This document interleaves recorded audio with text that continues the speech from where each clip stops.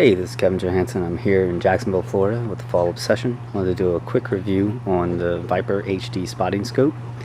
I picked up the 15 to 45 zoom by 65mm objective, the angled version. Didn't go with the 85 because I wanted something a little bit more packable, a little bit lighter. Now that I get this thing in my hands, it's still pretty beefy and pretty hefty, but it seems to be that that's just kind of the way it is with this line, this size of scope.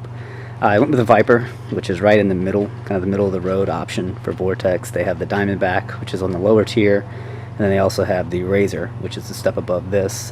This just made the most sense for me financially. I know that you got to spend a lot of money for good optics, but it was just hard for me to hit that 800 to 1200 range that you start paying as you go up.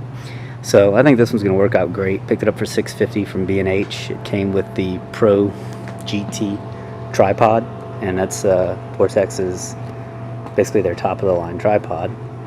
It also comes with a nice carrying case for the tripod and for the scope. So I want to go ahead and pull it out the box and show you a couple of the features. Really, it's so far a little bit of testing that I've gotten to do with it has been great. We had a lot of fog roll in right when it got here, so kind of go figure. You know, we had 24 hours of fog. Couldn't use it, so now is really the first time I get to use it with a good clear day. I don't have an eyepiece yet that I can put on the phone, you know, to show you how good it looks, but there's a ton of videos out there that do all that with all these different scopes. For the most part, I just wanted to give you kind of my first impressions as somebody that isn't overly familiar with spotting scopes, and something that I thought was a pretty heavy investment for future hunting trips. So, hope you enjoyed it. Thanks for tuning in.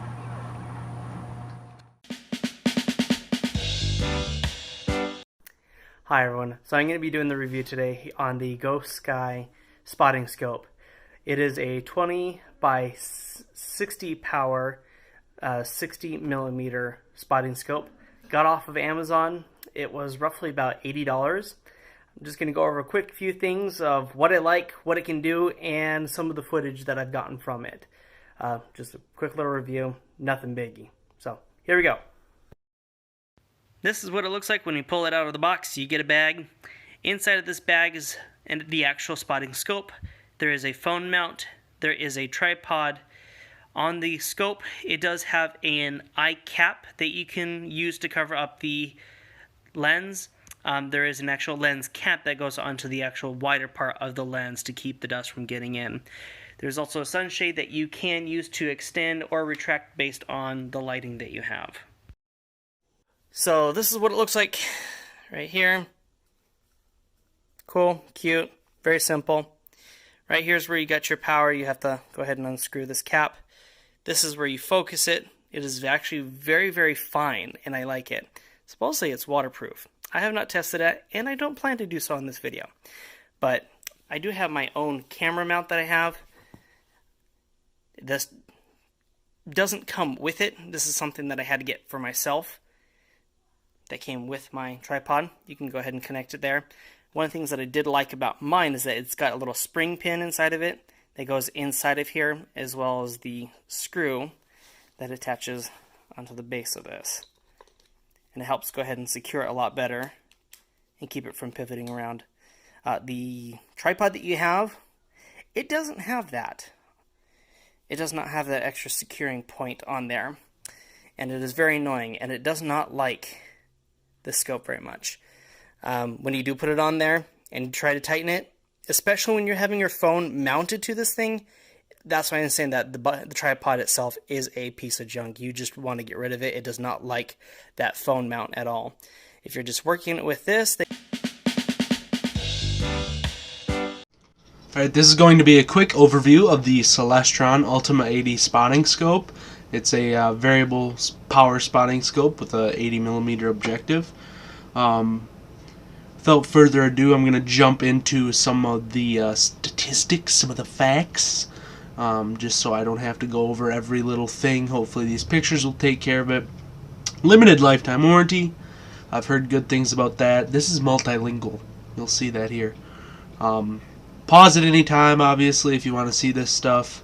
I figure that pictures can show it better than my thoughts on it, so if you want a opinion review, I guess this really isn't for you. I'd rather show pictures and videos on what it actually looks like and let that speak for itself.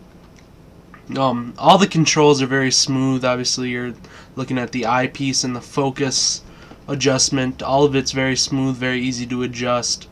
As I jump in here, you're gonna see a look through the actual spotting scope. This is at 20x, and you're gonna note throughout this no stabilization for anything. There's obviously no optical image stabilization going on in the spotting scope. So you're gonna want a good tripod no matter what with this. I've got like a $200 to $300 tripod for camera work, and it does well. But even still, you're gonna notice a lot of shaking because it was really windy today, and this is like worst possible conditions. It's a cold winter's day, obviously, single digits, and we had a lot of wind too. So this is the T3 I was shooting from. This is through a 55 to 250 lens. As you'll see, it's a lot clearer and a lot brighter. That's just in part due to digiscoping through the optic. Here I'm showing that you can focus down really closely. That wire is less than 30 yards away, and that's about 1,250 yards away.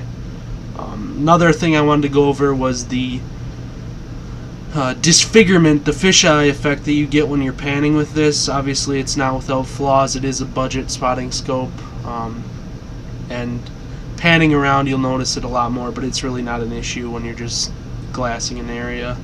Thanks for watching.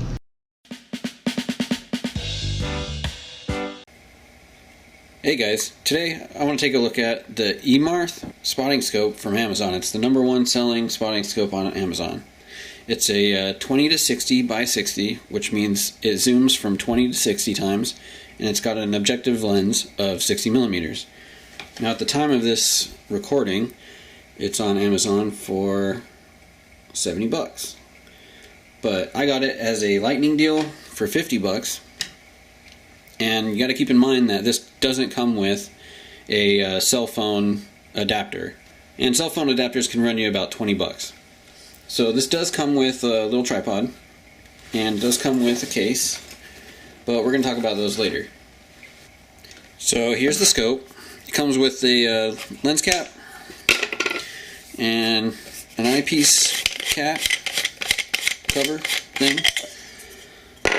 And it's okay. It's pretty nice. It's kind of light.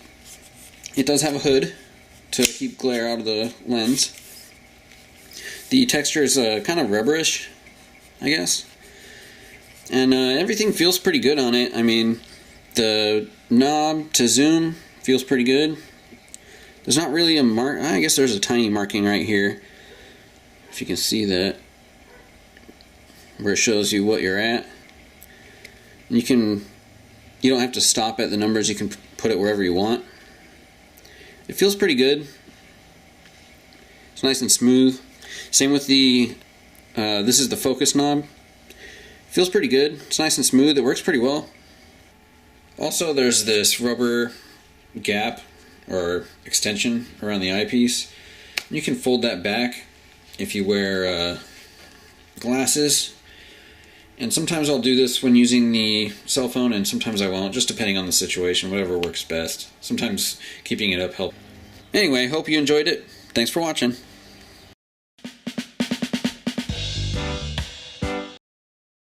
Welcome to my farm. But recently I got a new tool.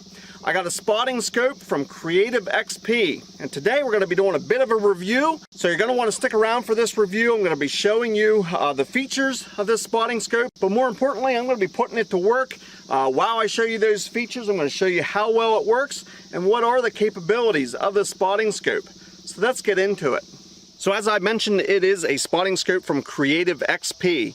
Now this spotting scope has a 20 to 60 power optical zoom on it. Up here in the business end, it has an 80 millimeter glass. It has an eye cup that's adjustable. It has two different focus. It has a main focus here and then a fine point focus. It has a built-in plate here that you can mount it to a tripod or to different accessories, maybe a window mount. Now obviously I've already done an unboxing, but this spotting scope comes very nicely packaged Inside the package, you get the spotting scope, and it has 2 lens covers, one for the main cover here, and then one for the eyepiece. The spotting scope also comes with several accessories, and one of those accessories is a cell phone mount. It's going to allow you to use your cell phone to capture photos or videos through the eyepiece. That mount mounts right on the eyepiece, and then your phone suction cups to that mount. It also comes with a shutter control for both iOS or Apple phones. This becomes very important when you're in high magnifications. You don't have to touch the spotting scope at all to take a picture or start a video. It comes with a remote shutter control for your cell phone. Now, the spotting scope also comes with a carrying bag, and that carrying bag is made in such a way that you can leave the carrying bag on, simply mount it to your tripod and open up your carrying bag. You can still use all the functions of the spotting scope while having the carrying bag still on. Another accessory that would be available to buy for this spotting scope is the Creative XP window mount. Now, this window mount is all metal made. It fits nicely on your window very securely. Your spotting scope easily attaches and allows you to use this inside of a vehicle. This is very handy for mobile scouting, and it gives a steady mount while you're inside a vehicle.